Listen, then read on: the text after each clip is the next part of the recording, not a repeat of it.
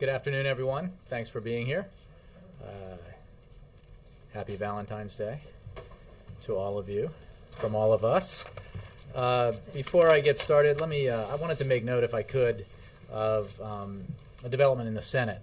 As you may know, but may not, the Senate is soon scheduled to vote to confirm Adalberto Jordan, our nominee for the 11th Circuit. Jordan is a current, well-respected district court judge supported by Senators Nelson and Rubio, and he was reported unanimously out by the Judiciary Committee months ago, and he will now be the first Cuban American on the 11th Circuit. Despite his sterling credentials and the bipartisan support that he enjoys, Republicans filibustered this nomination. To overcome the filibuster, Leader Reid had to file cloture, a procedure that, while once extraordinary, is now commonplace out of necessity. Cloture was invoked last night, 89-5, but Republicans are still forcing the Senate to burn time in a blatant delay tactic. Leader Reid had to go through extraordinary measures to get a judge confirmed with no Republican opposition, and the seat he will fill is a judicial emergency seat. Now, the reason why I raise this, even though Mr. Jordan will be confirmed, is that it is so indicative of a breakdown in the system when a nominee as highly qualified as he is, with bipartisan support as he has, who's reported out of committee unanimously, still faces filibusters. And you have to ask yourself why that is. It's just simply delay tactics, and they're shameful. There are 17 other judicial nominations pending on the Senate calendar. 14 were reported out unanimously. 7 of those would fill judicial emergencies, and 7 are represented by at least one Republican senator. And yet the delay tactics continue. With that, I will take your questions. Hello. Hi. China has blocked the strongest international action on both Iran and Syria going back some time, including the veto 10 days ago of UN Security Council action on Syria. Did the President raise that with Vice President Xi today? And from your meetings with Vice President Xi, do you see any indication that a China under his leadership would behave any differently? Well, let me take a step back, if I might, to give you a sense of this visit. It is a reciprocal visit. As you know, Vice President Biden visited the People's Republic of China last year, and Vice President Xi of the People's Republic is now here being hosted by Vice President Biden. He met, as you know, earlier today with President Obama, and they had a good meeting. It was quite a long meeting, in fact, in part because of the full range of issues that our two nations have to discuss. It is an important bilateral relationship, and it is one where we speak candidly about the concerns we have, whether it's issues of trade or currency, or, as you raised, matters of national security or foreign policy, as in Syria. So I don't have a specific point-by-point readout yet of the President's meeting with Vice President Xi, but you can be sure that they discuss the full range of issues, that Vice President Xi will have those discussions not just with the President, but with Vice President Biden, with Secretary of State Clinton, and others. I can tell you that, as I mentioned, the meeting ran long. It lasted from 11:25 a.m. until 10 minutes to 1. The President said afterwards that the reason he was taking the extra time was because of the importance of the relationship and cooperation in dealing with a range of challenges that our two countries face together. The meeting began on a lighter note when Vice President Xi said he was going to Iowa on Wednesday, and the President replied that he, Vice President Biden, and Secretary of State Clinton all know Iowa very well. I would say, and if I may, of those three, I would say that it's fair to say that the President probably has the fondest memories of Iowa. At the end of the meeting, Vice President Xi invited President Obama and the First Lady to China. Stay tuned. So no specific indication from... You can be sure that I have no specific readout yet on the meetings, but you can be sure that all of these issues are raised in meetings like this. It is elemental to the kind of relationship that we've established with China in this administration, that we speak very candidly about the full range of issues that are on the table between us, both ones where we cooperate very effectively, and where we have concerns, and that includes our disappointment that China joined with Russia in vetoing the United Nations Security Council resolution not long ago with regards to Syria. Yes. A follow-up to that. Did this question of currencies come up specifically in the conversation? The President mentioned the trade imbalance, but did currencies in particular come up? Again, I don't have a point-by-point readout of that meeting for you. I can tell you that generally speaking, as has been clear, because we talk about it both publicly and in our meetings with Chinese leaders, currency is an issue that where we have some concerns, and where we have urged the Chinese to take further steps to appreciate the Chinese currency. And while, again, I don't have a readout of the Oval Office meeting point by point, you can be sure that that is one of the issues that are discussed in all our meetings with members of the Chinese leadership. It was certainly in the bilateral that the President had on his Asia trip with President Hu, and is one of the issues that is routinely raised in our meetings. And in the preparations for this meeting, was there a concern that this meeting taking place so soon after the veto of the resolution on Syria, that sort of cast a bit of tension over the meeting and the relationship? Well, as you know, this visit was planned quite some time ago, but I think I would point you to what I said before. There are a number of issues. This is an important bilateral relationship between the United States and China. We engage on the full range of economic, national security, and other issues. And we are able, in our discussions with the Chinese, to talk about all the areas where we cooperate, including military-to-military cooperation, an area of cooperation that I think is highlighted by Vice President Xi's visit to the Pentagon, as well as where we have disagreements. And certainly the recent vote in the United Nations Security Council is one area where we have a disagreement. And just one other topic. I know you're planning to release something on corporate taxes by the end of the month. Do you have any update on when we can expect that? I don't know that I have a day to give you, but we will be putting that out before the end of the month. Jake. Can I just follow up on her question? What is the White House's impression of Vice President Xi in terms of the direction he's going to take China, whether or not he's going to be anything of a reformer, or his path through the Communist Party rule is prologue? What is the take? I know that National Security Advisor Donilon, this is his area of expertise, Sure. China. Well, it's an important enough relationship that there is no single interlocutor, if you will. The Vice President has a role, the National Security Advisor, Secretary Geithner, Secretary Clinton. President obviously leads the entire effort. I think it's both too early for us to make those kinds of evaluations, but also would be inappropriate to speculate. Vice President Xi is the likely future leader of China. He obviously, at this time, is Vice President. President Hu is the leader of that country and the head of state. So our interactions with him are the ones that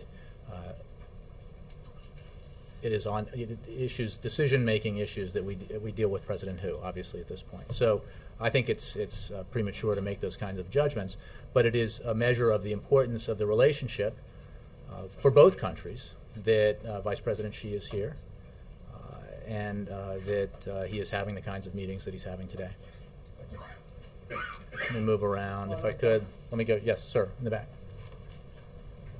先生您好，我是美国中文网站、博群网站和参与网站时评论员。 I'm Zhao Yan, a political journalist and political analyst of Boxing and Chinese. 我来美国2年，经常看到美国的媒体和美国政府在呼吁人民币的价值要增值。 I have been here for 2.5 years, and I have always seen American government, the Obama government, press much more importance on the appreciation of the renminbi. 我们的网 On 友 the appreciation of Of the place renminbi, much okay. more importance on the appreciation of renminbi. 我们的网友问我们说，美国政府和奥巴马总统是不是对中国人权的状况呼吁的声音太多的小于 Our 对 re- our- 人民币价值的呼吁？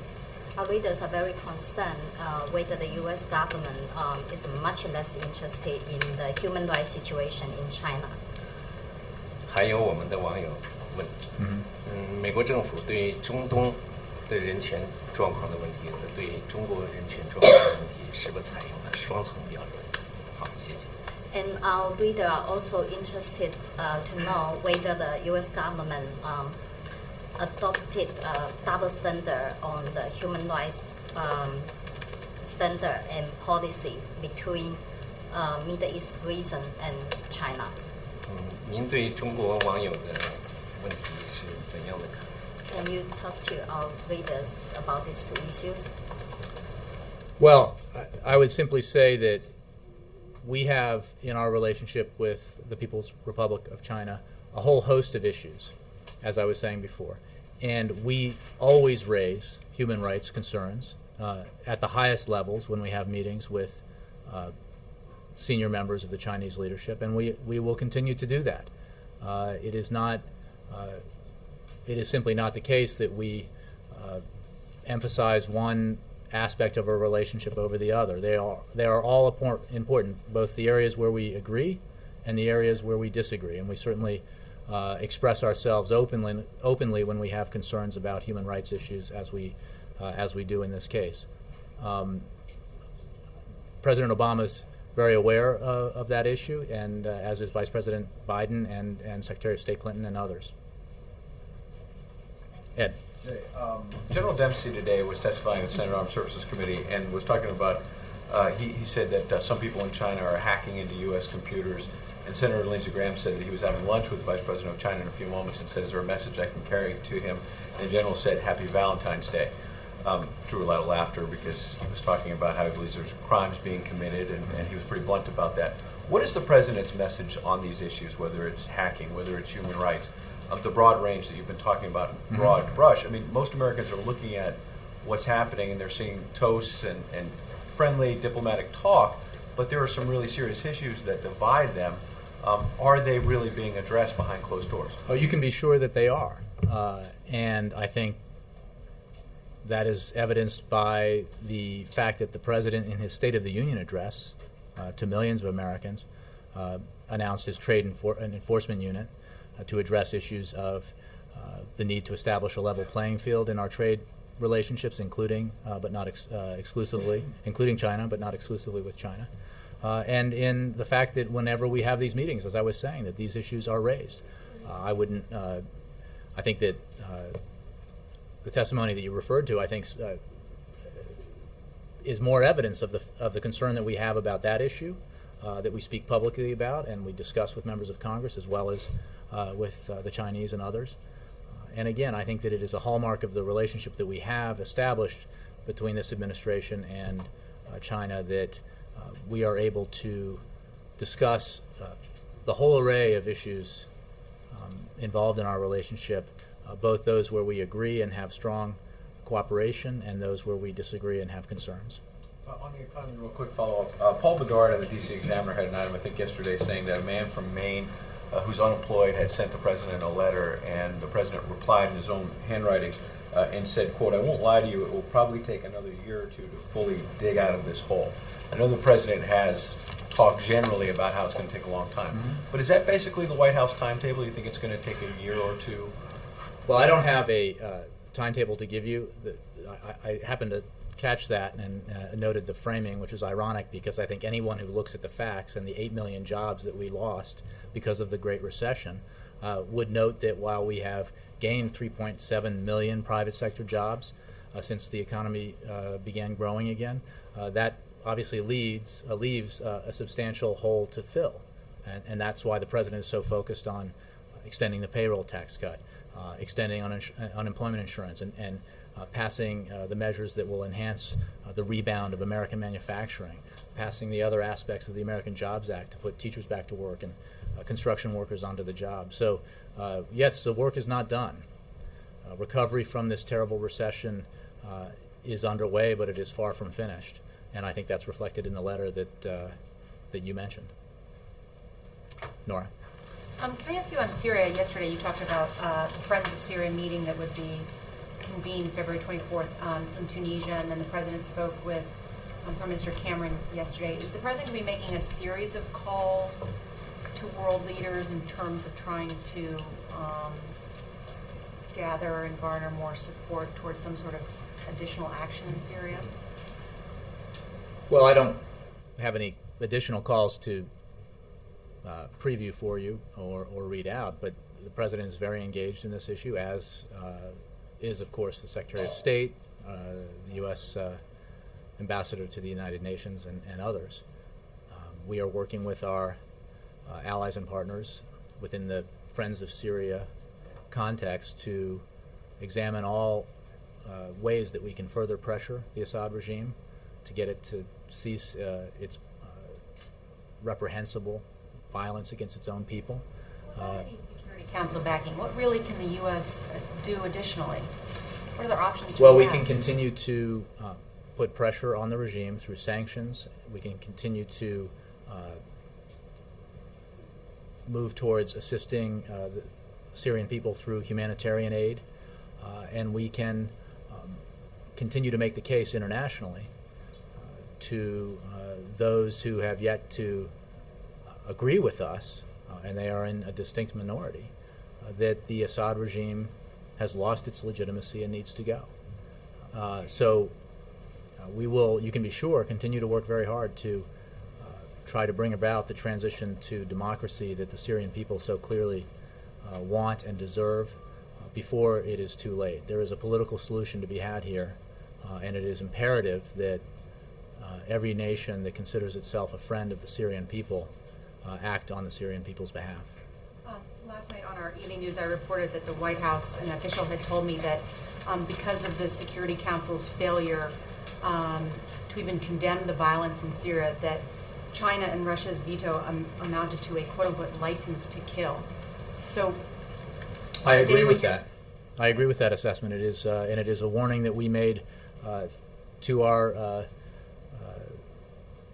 fellow ambassadors and others up at the United Nations prior to the United Nations Security Council vote, that failure to pass that resolution would be essentially a signal to Assad that he could act with further impunity in brutalizing his own people, killing innocent Syrian civilians, and that has seemed to have been the case, and it is highly regrettable that that veto occurred and that the resolution didn't pass, and that's why it is so important for action to be taken for the international community of nations who consider themselves friends of the Syrian people to come together and do everything they can to further pressure the Assad regime and to assist the Syrian people. And then just finally on corporate tax reform, do you envision a scenario where the President and his advisors would consult Republican leaders on that tax reform proposal before putting it out in order to try to get them on board so that it could actually be passed this year?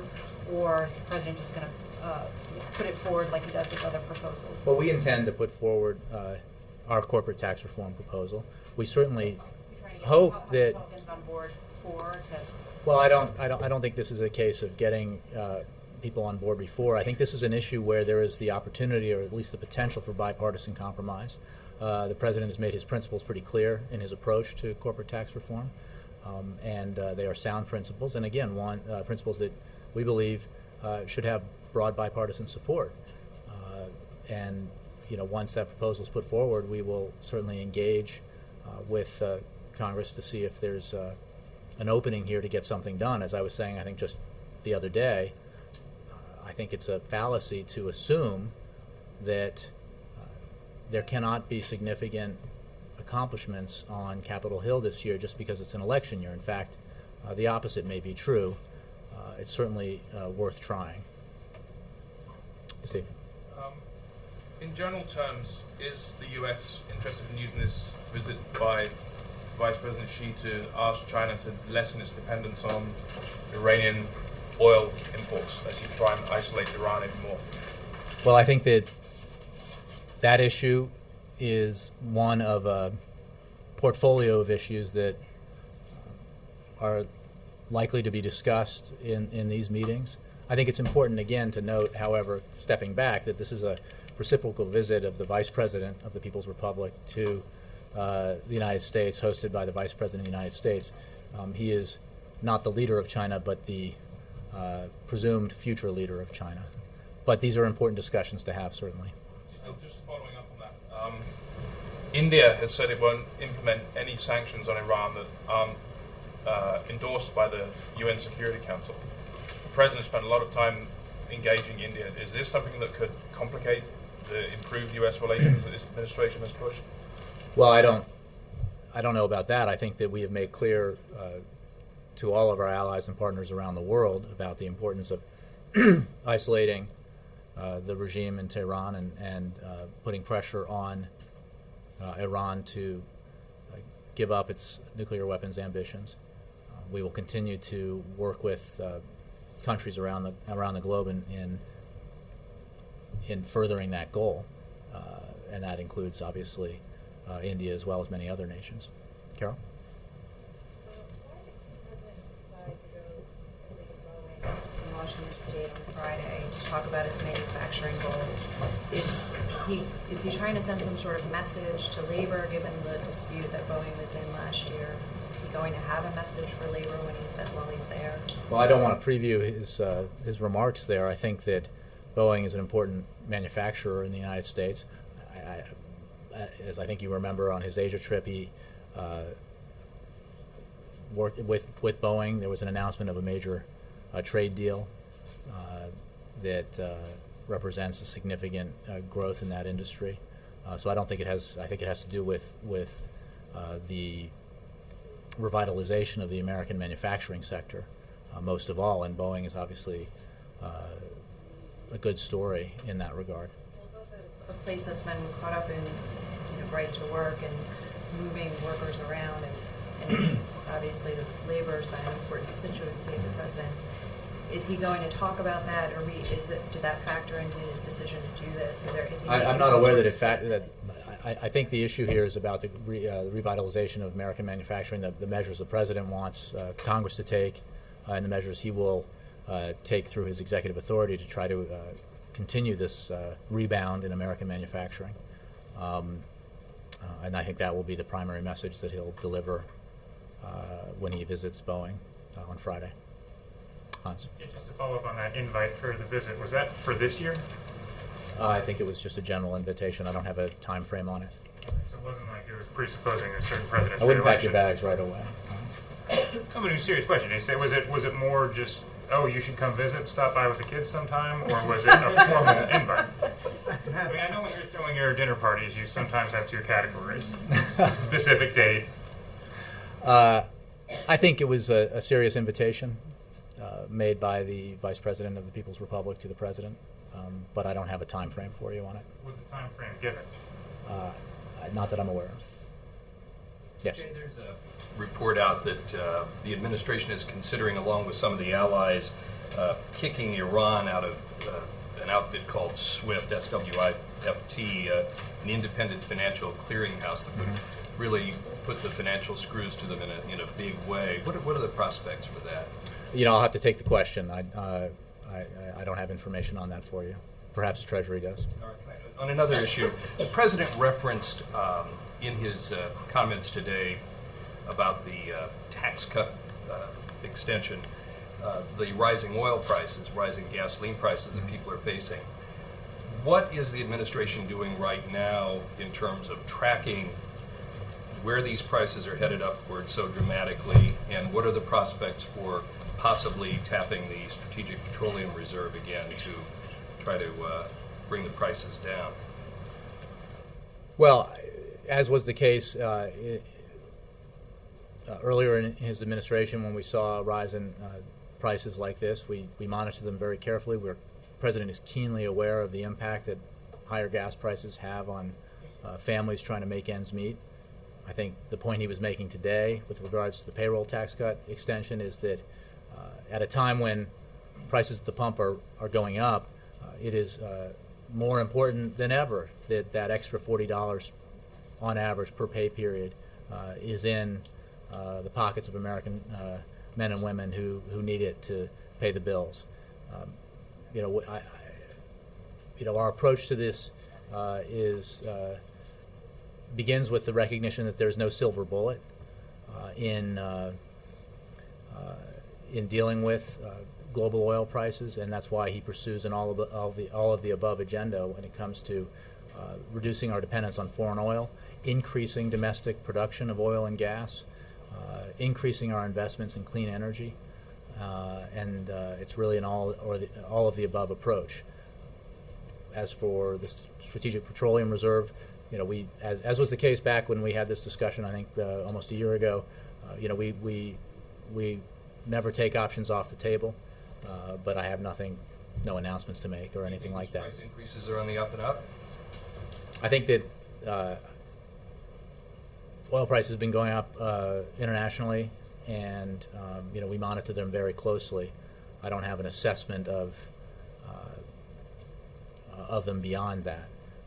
Maybe you might want to address your question to the Treasury or Justice Departments. Yeah. China is Iran's biggest oil customer, and as the U.S. is looking to limit Iran's oil exports, what kinds of assurance? One, I guess, will the president, is that being addressed between Vice President Biden and the president? And what kind of assurances are you hoping to get from China that they won't increase their consumption of oil from Iran? Well, you rightly identify this as an issue that we have raised with our allies and partners around the world. And it is certainly on the list of topics that are discussed in meetings with the Chinese leadership, including in these meetings with Vice President Xi. I don't have, like I said earlier, a detailed readout of the Oval Office meeting that the Chinese Vice President had with the President, but I can assure you that this is a topic that is, of course, one that we discuss with the Chinese leadership as well as with other countries.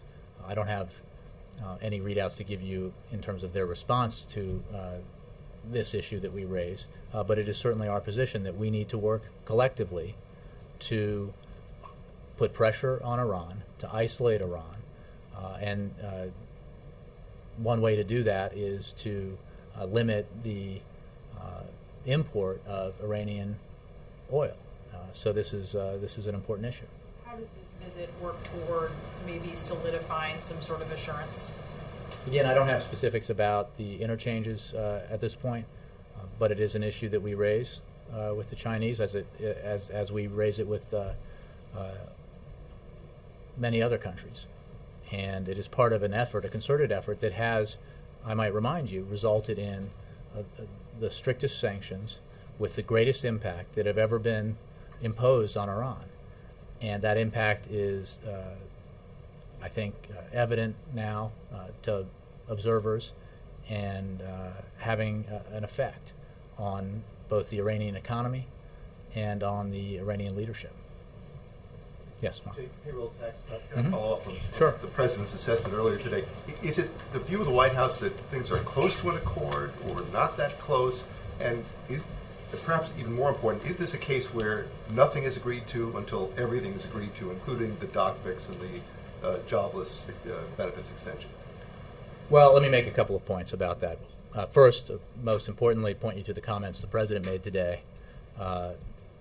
As ever, he says it best, and he did today about his views of the current discussions underway about how to extend the payroll tax cut, how to extend unemployment insurance, and the so-called doc fix.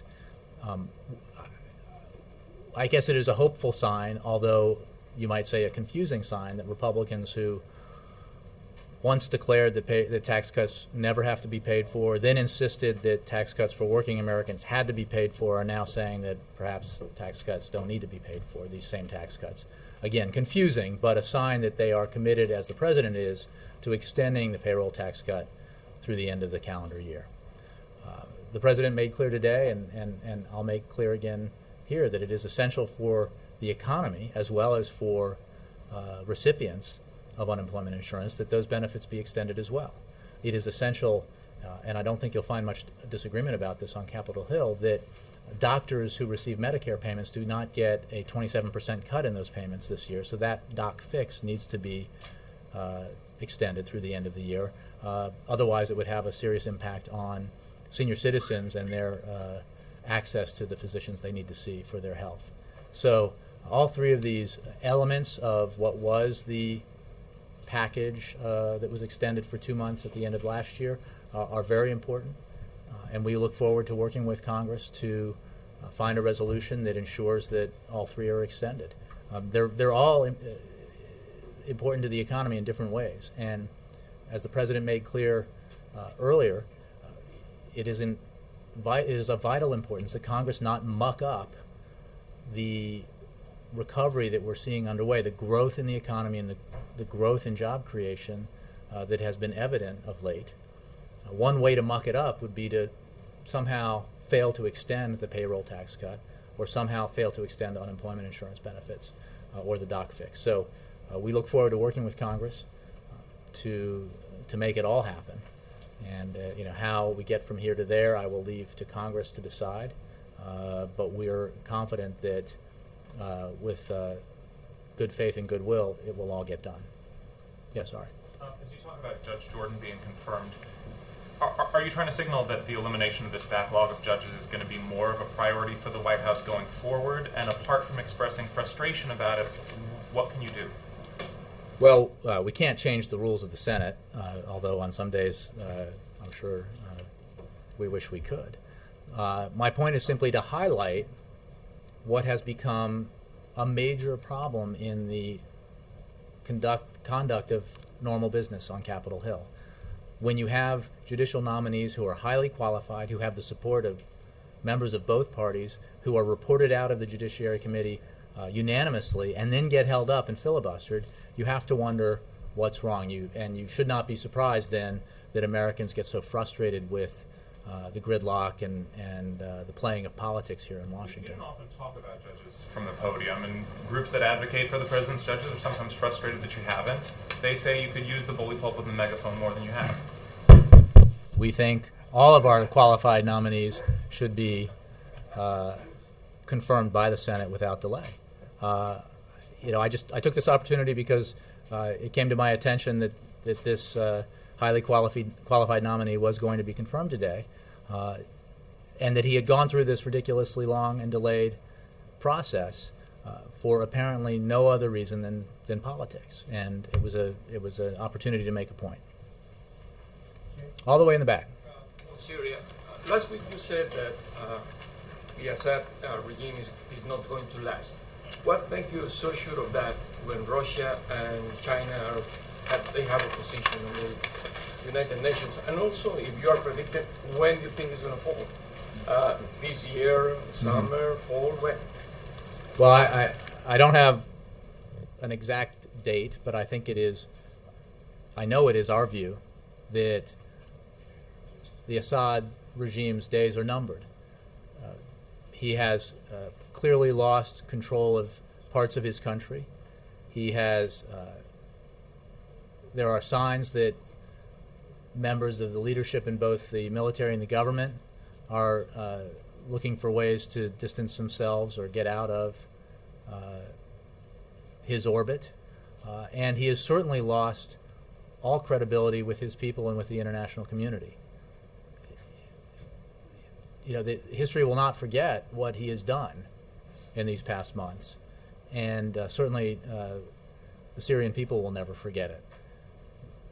I don't have predictions on when, but I think it is not a matter of if, but it is a matter of when. And we will work in a concerted effort with the Friends of Syria to further pressure Assad, further isolate his regime, assist the Syrian people, and try to bring about the democratic transition that the Syrian people so so clearly deserve and want.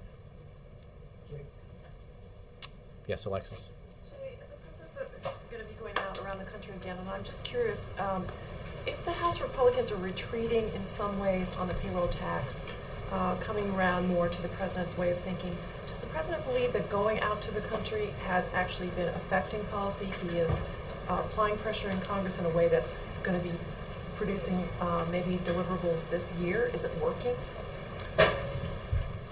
Well, I maybe you can assess that for us. I think that the president, as I've said in the past, very much looks forward to getting out of town and speaking with Americans about his agenda and the efforts he's undertaking to grow the economy and create jobs. He certainly has used that opportunity to call on Congress to act, to call on Americans to let their representatives know that how they feel with regards to the initiatives that he's put forward to grow the economy and create jobs. I think that in the case of the payroll tax cut,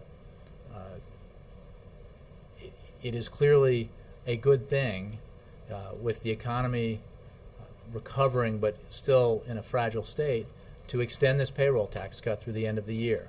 It is a hard argument to make that it is not a good thing, and it is, I think, a hard argument to make, or an even harder argument to make if one were to try to make it in an election year when members of Congress have to explain to their constituents what they did while they were away in Washington and what they did to help the economy and help jobs. So we expect that for all those reasons, Congress will do the right thing and act on what should have been and can now be something that has broad bipartisan support. The president will continue to go out and talk about his agenda. We'll talk about the policies he is putting into place to try to grow the economy and create jobs, and he'll look for allies everywhere in that effort. Goyle.